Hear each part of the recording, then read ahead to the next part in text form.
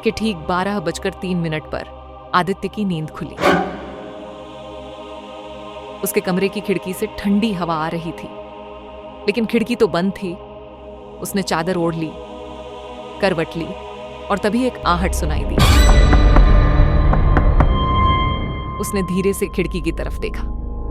बाहर धुंध थी, लेकिन उस धुंध में एक चेहरा दिख रहा था, पीला, बिना पलक झपकाए घूरता हुआ। आदित्य का दिल तेज धड़कने लगा। उसने सोचा शायद कोई धोखा है, शायद थकान है। उसने आंखें बंद कर ली, लेकिन तभी वो आवाज फिर आई,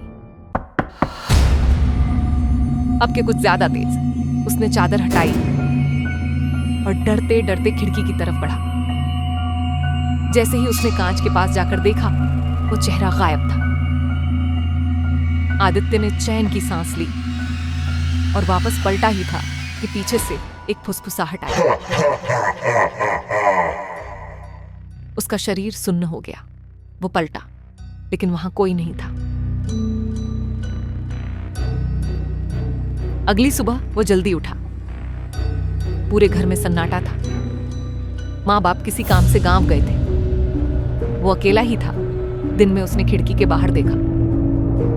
वहां कोई निशान नहीं थे, कोई पैर के निशान, कुछ भी नहीं। शाम को उसने दोस्तों से बात की। सबने कहा, भाई नींद में हेलुसिनेशन होता है, इग्नोर कर। रात को उसने ध्यान नहीं दिया, मोबाइल चलाया और सो गया। लेकिन 12:03 पर फिर वही आवाज।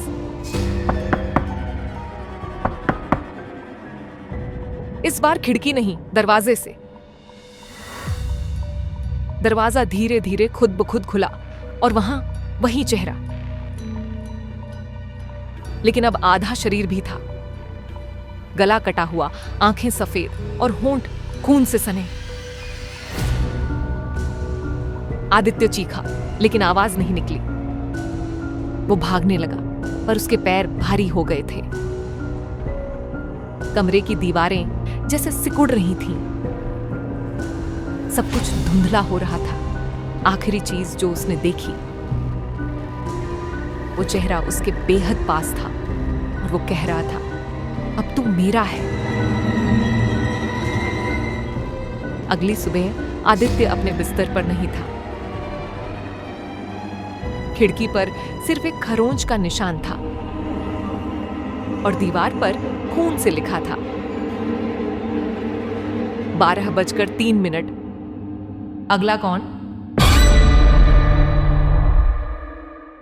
अगर आपको ये कहानी पसंद आई तो वीडियो को लाइक करें, चैनल को सब्सक्राइब करें और घंटी का बटन दबाएं ताकि हमारी अगली रोमांचक कहानी आप तक सबसे पहले पहुंचे।